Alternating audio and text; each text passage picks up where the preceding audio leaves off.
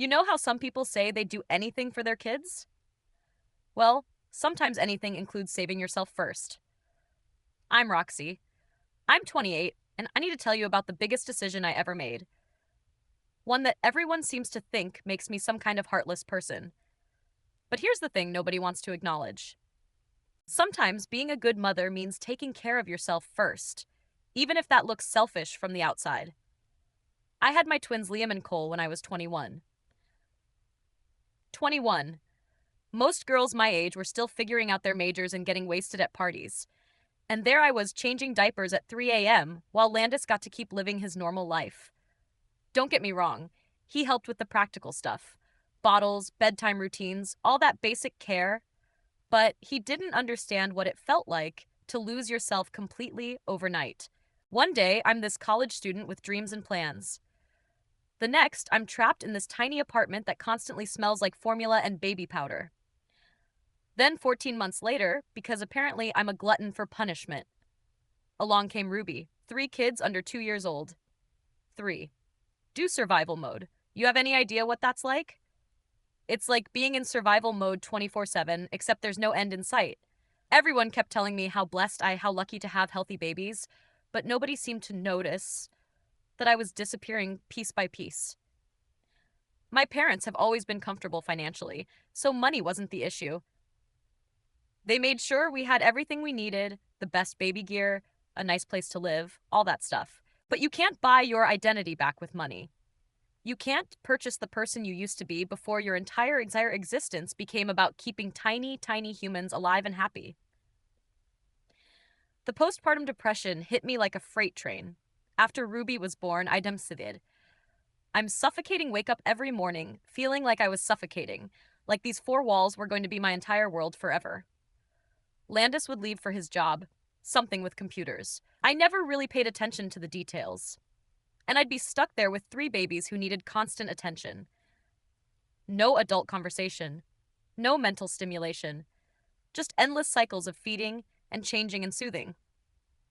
When I told Landis I needed to go stay with my parents for a while to clear my head, he actually looked relieved. That should have told me everything I needed to know about where our relationship stood.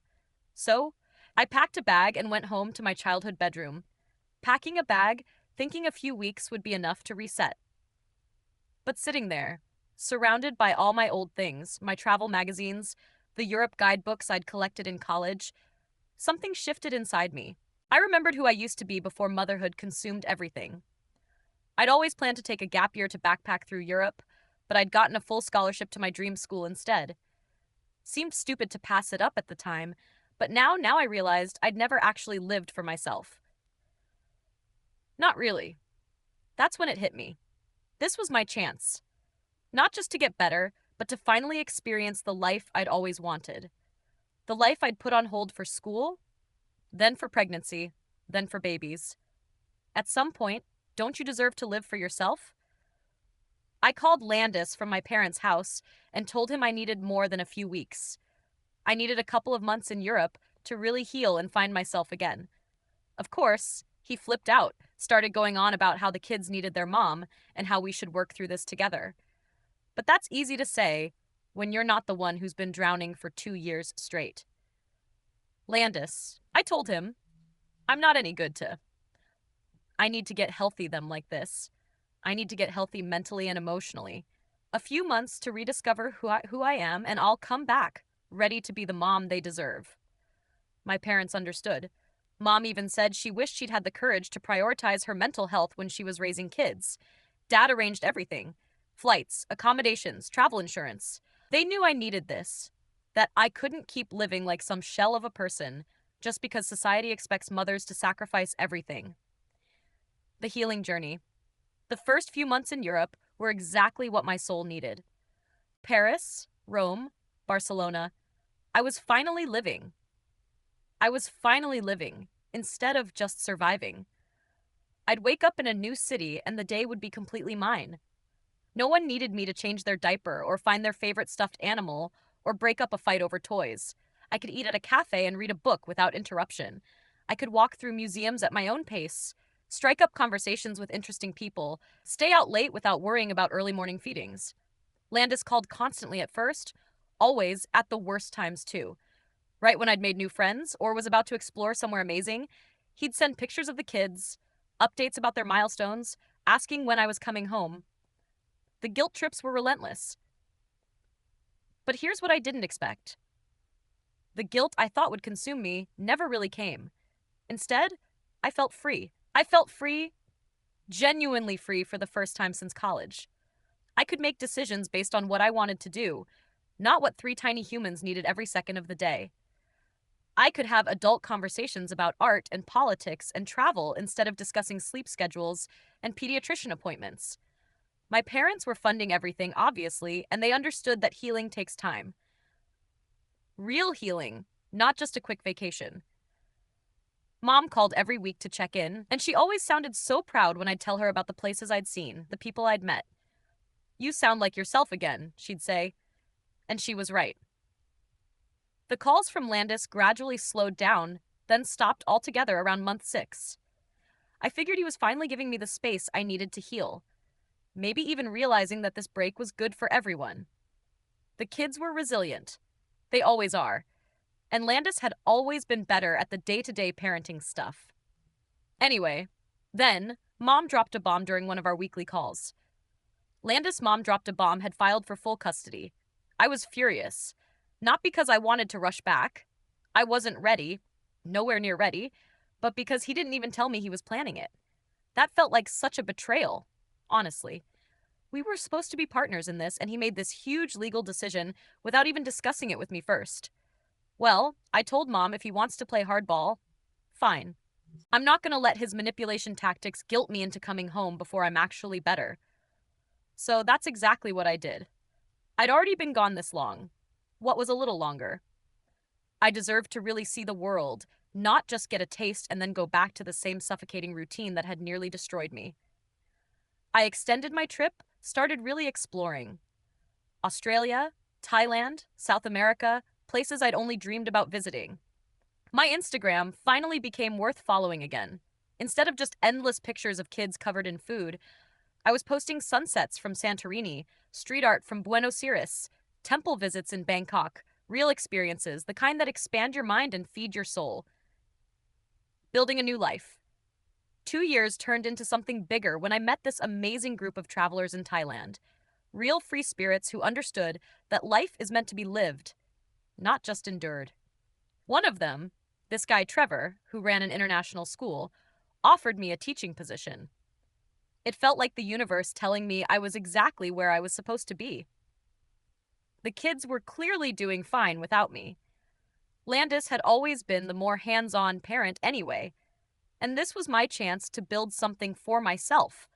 Something that wasn't about being someone's mom or girlfriend, but about being a complete person with my own goals and achievements. I sent Landis an email explaining that I'd found this incredible opportunity and would be staying longer to really establish myself professionally. He didn't even respond, which honestly hurt more than I expected, but I pushed through it. This was about my growth, my future, my ability to eventually return as a whole person instead of the broken mess I'd been when I left. 3 years in travel opportunities, Thailand flew by like a dream. The teaching job was perfect, challenging work that actually used my brain. Amazing travel opportunities during school breaks. And I was making a real difference in these kids' lives. Real impact. Not just wiping noses and breaking up sibling fights all day. I explored all over Asia during holidays, learned to scuba dive in the Philippines, did yoga teacher training in Bali, took cooking classes in Vietnam. I was becoming the person I'd always been meant to be. And that crushing guilt I'd carried about leaving just disappeared. The kids were resilient. They always are. And they probably barely remembered me anyway at this point, which was honestly a relief. From what I could see on Landis's rarely updated social media, they looked happy and healthy. He'd post the occasional photo of them at a park or birthday party, and they were smiling, seemed well-adjusted. See, I'd made the right choice. Sometimes the most loving thing you can do is remove yourself from a situation where you're not your best self. My parents were so proud of how far I'd come. I made the right choice. "You sound so confident now," Mom would say during our calls. "So sure of yourself." This experience has been exactly what you needed. The teaching contract in Thailand was supposed to end after 3 years, but they offered me a permanent position. Head of the English department, significant pay raise, real authority, and respect. It was tempting, really tempting, but something inside me was finally ready to go home. Not because I felt guilty or pressured, but because I was genuinely excited to share this new version of myself with my kids. 5 years felt like the right amount of time, long enough to completely transform myself, short enough that the kids would still be young enough to rebuild our relationship. I was ready to be the kind of mother they deserved: confident, worldly, emotionally healthy, someone who chose to be there instead of someone who felt trapped. The rude awakening. Moving back in with my parents felt weird at first, but it was temporary until I figured out my next steps. I'd saved money from teaching abroad, had all these amazing experiences to share, and felt more like myself than I ever had. The plan was simple: ease back into the kids' lives, show Landis that I was a completely different person now, and start building the kind of family dynamic we should have had all along. That's when I reached out to Landis about visitation. Just something casual to start. Maybe taking the kids for lunch, getting to know them again gradually. I figured he'd be relieved to have some help after managing everything alone for so long. He shut me down completely, flat out refused to let me see them. After 5 years, he said when I called, "You think you can just waltz back in like nothing happened?"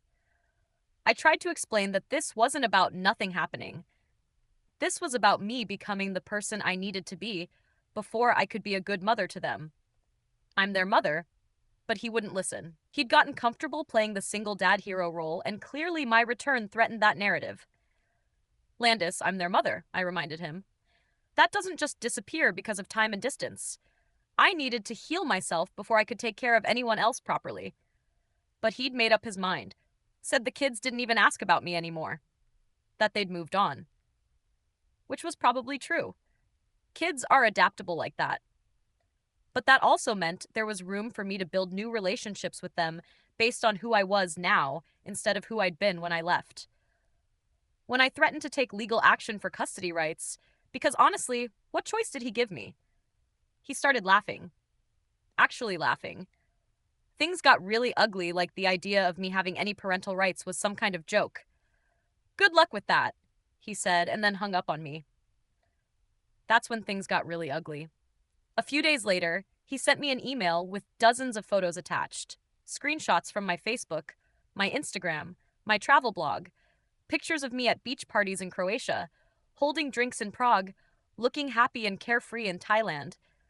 Like being happy and having fun was somehow criminal behavior for a mother. He'd been watching my social media for years. Apparently, the manipulation building a case against me while I was busy rebuilding myself. The manipulation was unreal, taking my healing journey and twisting it into evidence that I was some kind of irresponsible party girl who'd abandoned her kids to go have fun. My parents finally told me the truth about how things had been while I was gone. Apparently, Landis had turned my absence into some kind of community charity case.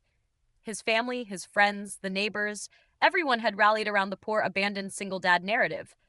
People bringing meals, babysitting for free, helping with everything from yard work to birthday parties. It was disgusting how easily everyone bought into that victim story without considering my side of things. Nobody asked about my mental health, about how suffocating and overwhelming those early years had been. They just saw the surface.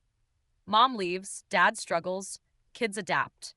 Such a simple, convenient story that made Landis look like a saint and me look like a selfish monster. The legal nightmare. The custody battle was a nightmare from day one. Landis's lawyer had 5 years of documentation. My social media posts, travel records, the fact that I hadn't contributed financially while I was away building my new life.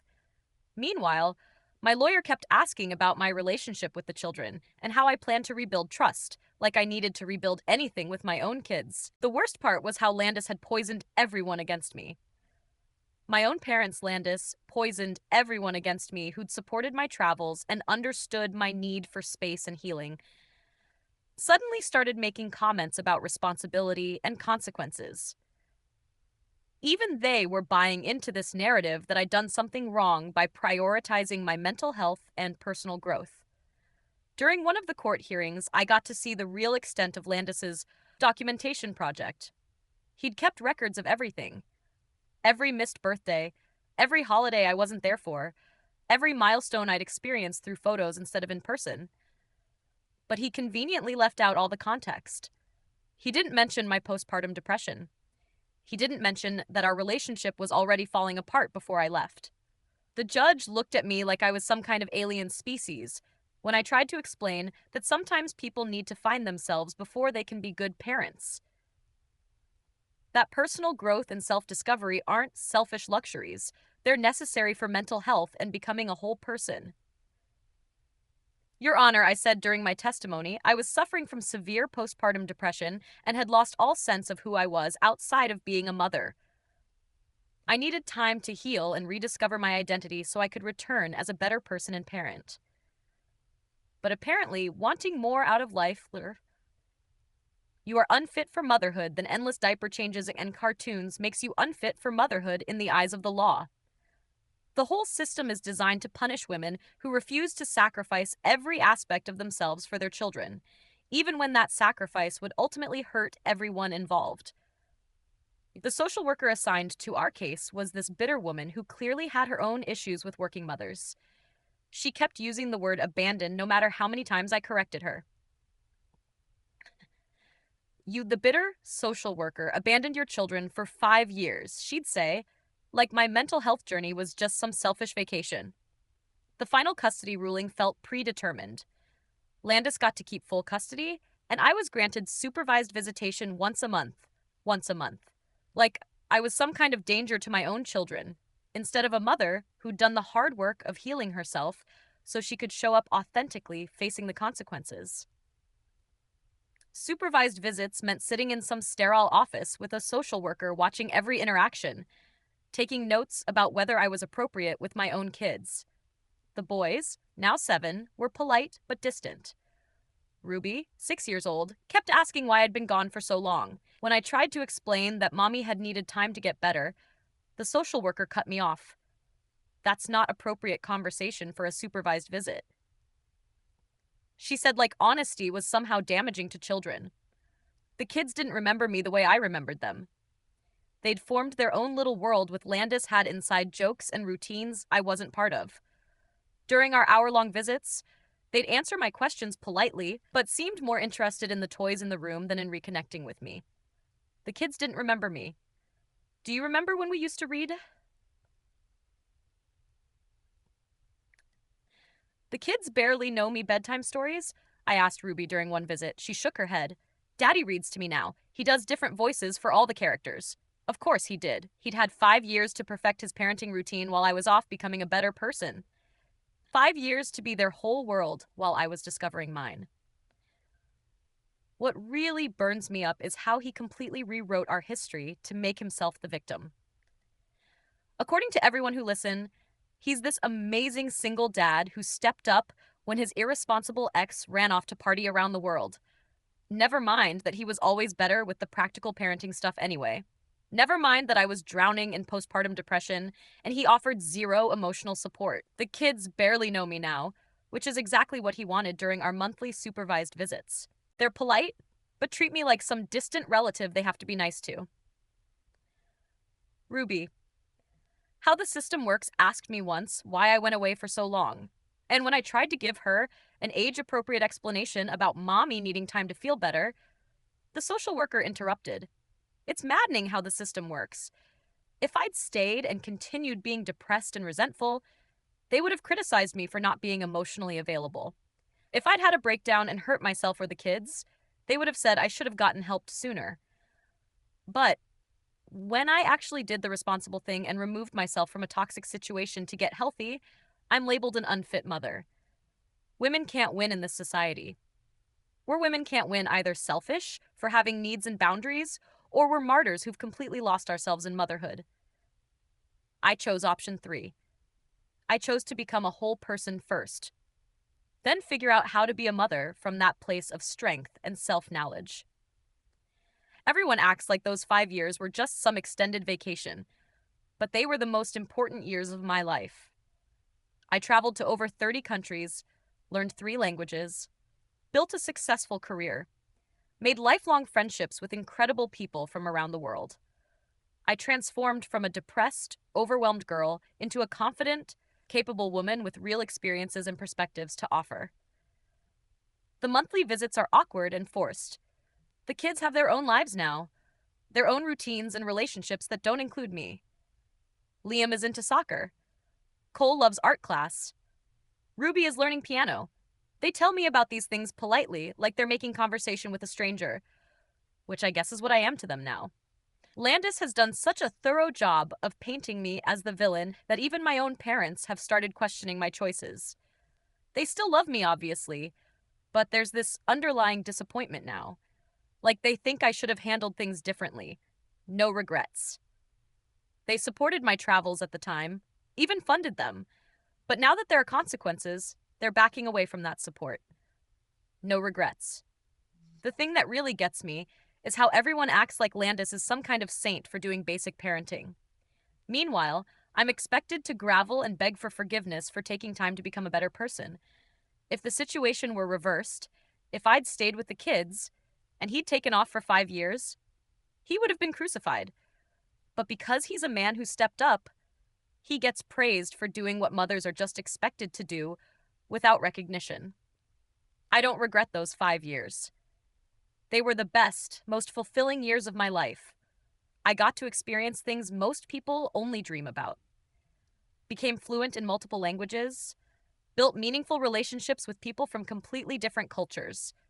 I turned myself from a barely functioning young mom into a worldly, accomplished woman with real life experience. The kids are fine. They're thriving. Actually, from what I can see during our visits, they're confident, well adjusted, happy. They have a father who clearly adores them and a whole support network of people who care about them. That's more than a lot of kids get, honestly. And you know what? They got that because I had the courage to step away when I wasn't my best self. If I'd stayed in that depression, stayed trapped in that suffocating routine, they would have grown up with a mother who resented her life and felt bitter about all the opportunities she'd missed. Instead, the kids are fine. They got stability and consistency with a parent who wanted to be there. Maybe in a few years when they're older and can understand complex emotions and mental health, they'll appreciate what I did.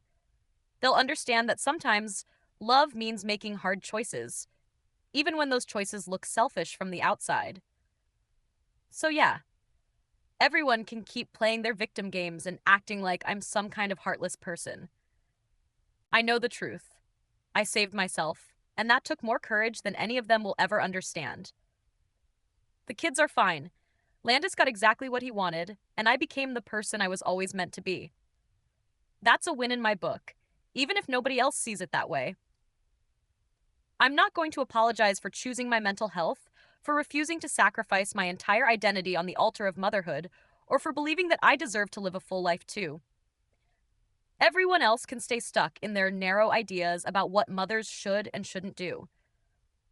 I'll keep being the woman who had the guts to save herself.